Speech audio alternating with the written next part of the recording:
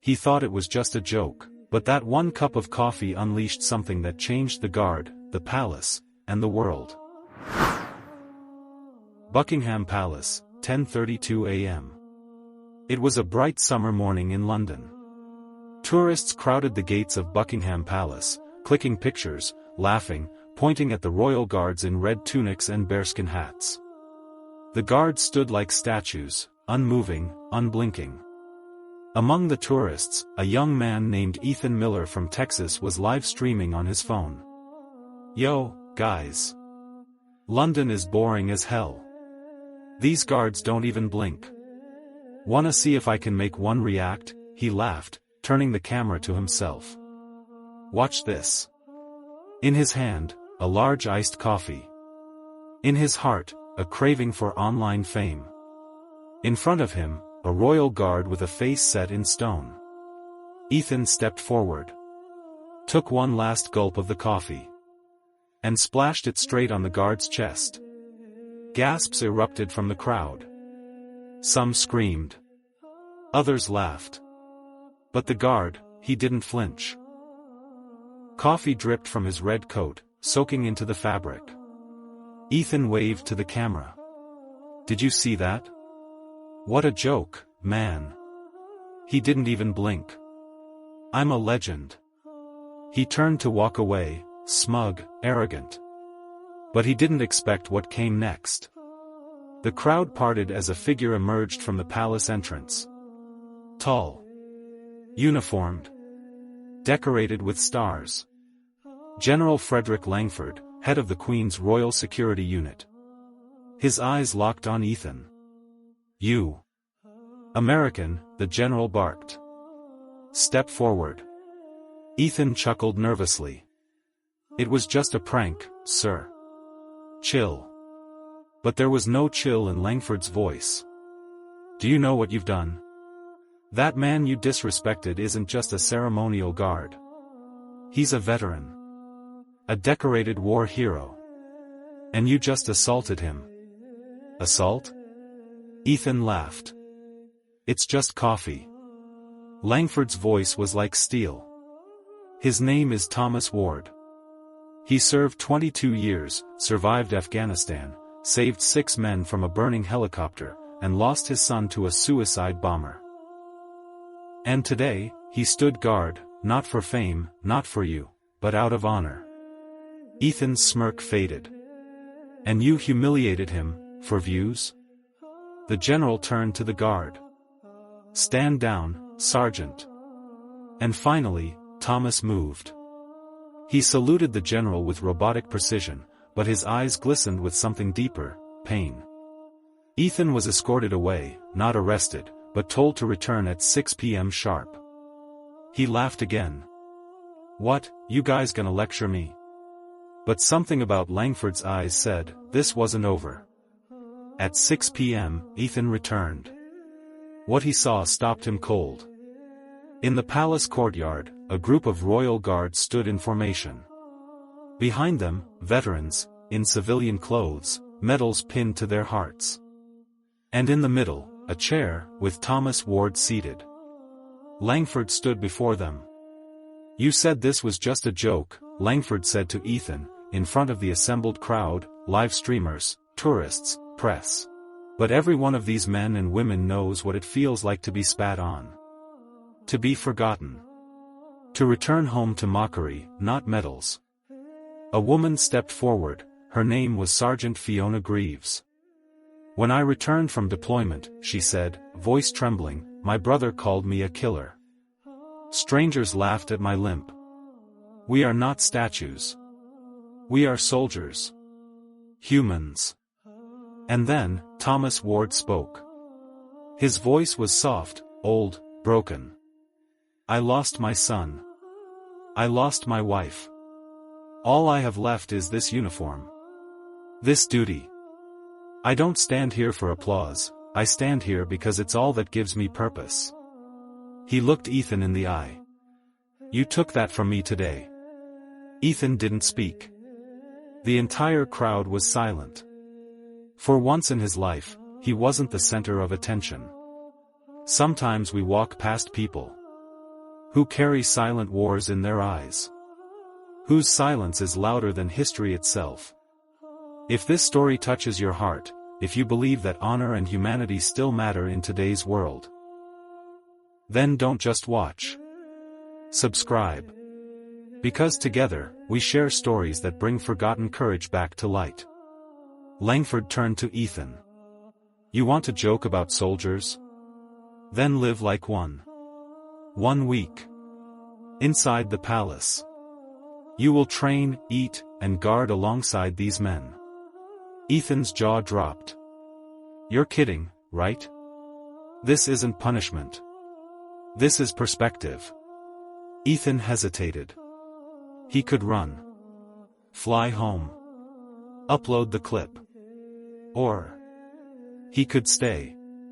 Something inside him, something deeper than ego, said yes. Fine, he muttered. I'll do it. That night, Ethan was stripped of his phone, given a uniform, and assigned a bunk next to Thomas. No Wi-Fi. No room service. No fans. Just cold stone walls. Military time.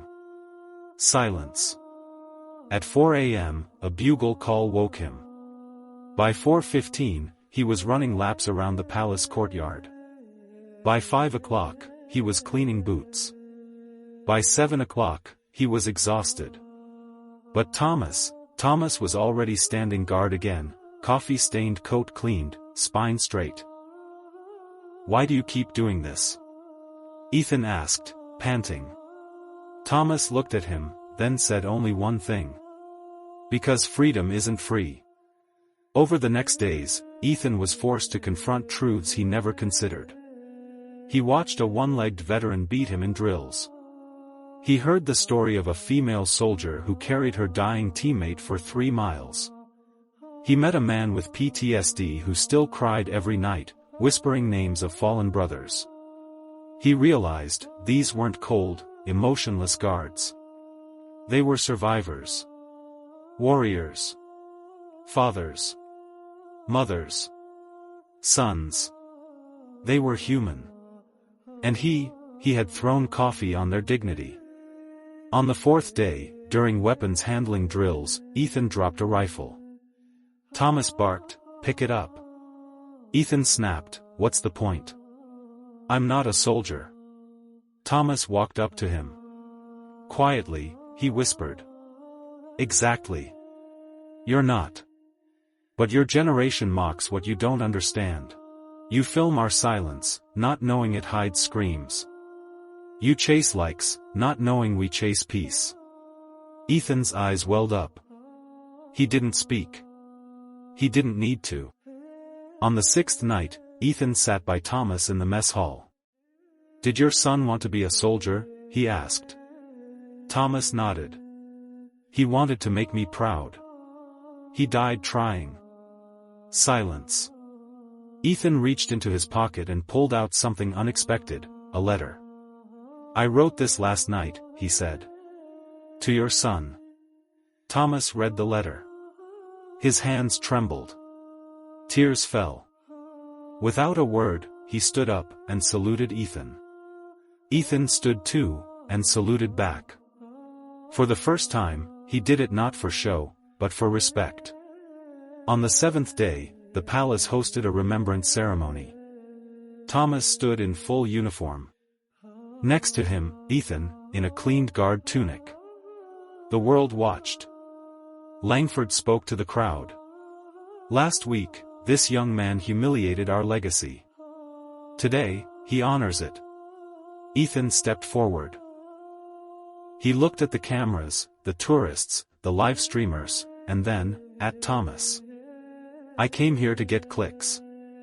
But I leave here changed. I came to mock a statue. But I met a man. A father. A soldier. And I will never forget him. The crowd erupted in applause. Thomas smiled faintly. And if you think this story ends here, you're completely mistaken. This was just the beginning.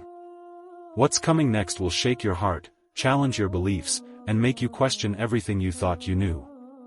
Stay with us, because the real story begins now. What started as a prank, ended as a national reckoning. And the world was watching. The ceremony footage spread like wildfire. Millions watched as Ethan, once a reckless prankster, saluted a broken soldier with genuine respect.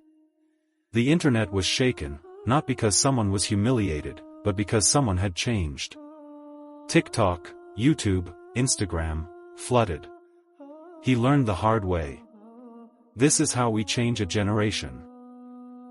Respect isn't a costume. It's earned. And given. Hashtags like hashtag respect the guard, hashtag Ethan transformed, and hashtag Thomas Ward trended worldwide.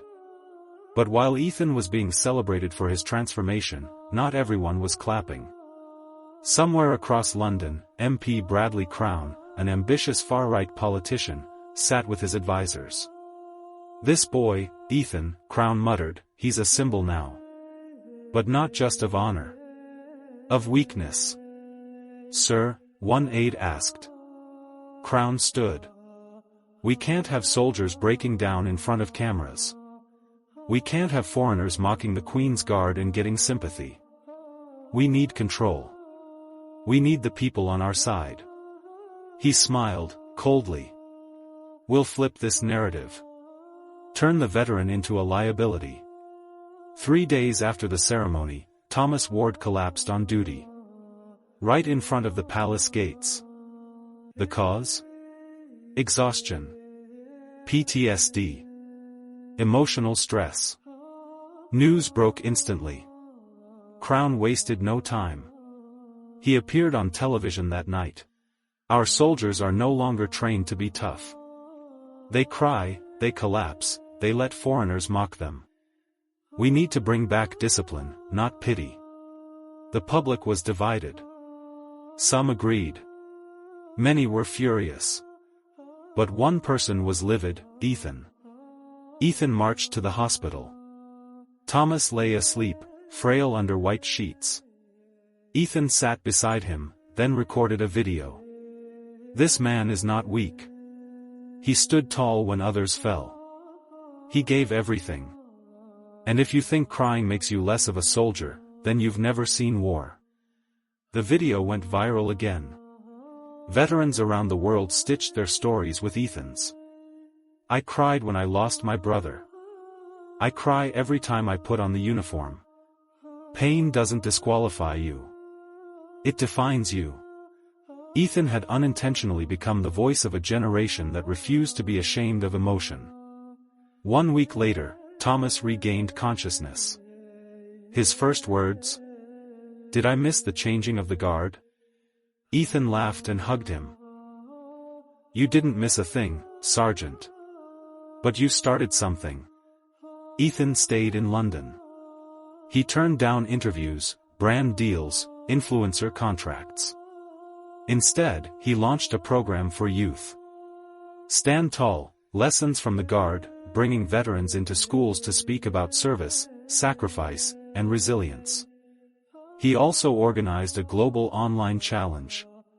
Post a salute to someone you respect, not because they're famous, but because they stood tall when life tried to break them. The campaign exploded. Salutes poured in from every corner: janitors, mothers, firefighters, teachers, nurses, construction workers. All honored. And at the center? Thomas Ward, sitting proudly in his uniform, watching every single tribute with moist eyes. Meanwhile, MP Crown pushed further. He drafted a bill to limit the visibility of guards, reduce veterans' pensions, and tighten control over ceremonial roles. But on the day of the vote, something unprecedented happened. As Crown walked into Parliament, hundreds of veterans stood in silence outside. In full uniform. With them stood Ethan. Camera crews rolled. The world watched. Ethan held up a framed photo, the viral shot of Thomas drenched in coffee, unmoved. And beside it, another photo, Thomas and Ethan saluting together at the ceremony. Then Ethan spoke. "You can vote to silence these men. But they've already spoken louder than you ever will. That night, the bill failed by a landslide. Crown's career was over. Months passed. Thomas, now fully retired, was invited to address the Queen herself. But he declined. "I'd rather speak to children," he said. So, instead, the Queen herself arranged for something never done before. A live broadcast from the palace courtyard, hosted by Ethan, featuring veterans from across the UK telling their stories. No pomp. Just truth. It aired on every major network. Millions tuned in. One moment stood out. Ethan asked Thomas, "If you could speak to the young version of yourself, standing here in uniform, what would you say?" Thomas looked into the camera. And whispered, "You'll lose people. You'll lose parts of yourself. But don't lose your honor. That's the one thing you'll carry forever." A year later, tourists crowded Buckingham Palace again. But now, signs stood by the gates. "Before you film, remember what they've lived through." They are not statues. They are stories. And standing tall, among the guards, was a new ceremonial recruit. Not a soldier. Not a veteran. Ethan Miller. Granted honorary guard status for his service to veterans' causes. He didn't smile. He didn't wave. He stood. Still. Silent. And a child looked up at him and said, "He's one of the kind ones, right, Mom?" Her mother nodded, "Yes, darling. He stood for someone. That's what makes him strong." Today, Stand Tall operates in 28 countries. Ethan never returned to social media as a content creator. Instead, he travels with veterans. Speaks at schools. Visits hospitals. Listens. Listens more than he talks. And at every event, he carries one folded note. The one he wrote to Thomas's late son. When asked why he keeps it, he says, "Because I once spilled a cup of coffee on a soldier. And in return, he poured wisdom into my life." If this story moved you even a little, don't forget, there are Thomases in every corner of the world. Some wear uniforms, some wear aprons, some wear stethoscopes. Like, comment, subscribe, not for me, but to show the world that honor still matters. Let's salute the silent heroes today. Before it's too late.